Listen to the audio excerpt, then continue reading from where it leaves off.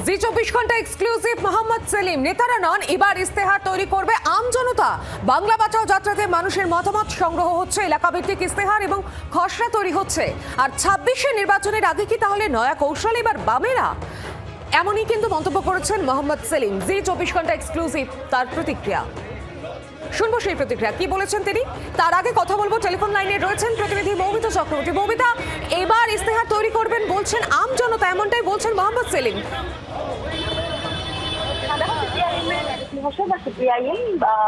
এই সিদ্ধান্ত নিয়েছে কারণ বাংলা বাঁচাও যাত্রা যেটা চলছে রাজ্য জুড়ে, সেক্ষেত্রে মানুষের মতামত সংগ্রহ করা হচ্ছে।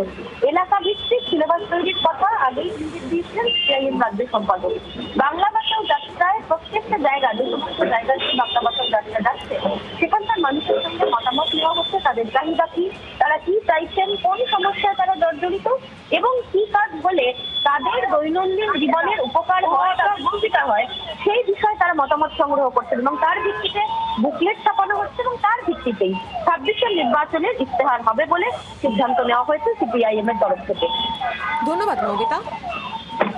আপনাদের শোনাবো কি বলেছেন এক্সক্লুসিভলি জি 24 ঘন্টার পর্দায় মোহাম্মদ সেলিম, শুনুন।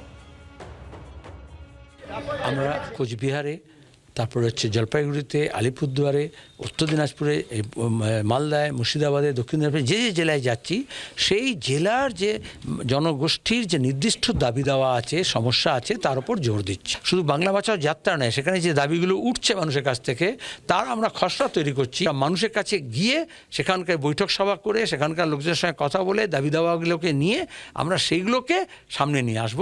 নির্বাচনে আমাদের যে ম্যানিফেস্টো তৈরি হবে, এটা তার প্রাথমিক পর্ব বলতে পারো। বাংলার আওয়াজ, বাঙালির আবেগ, জি 24 ঘন্টা।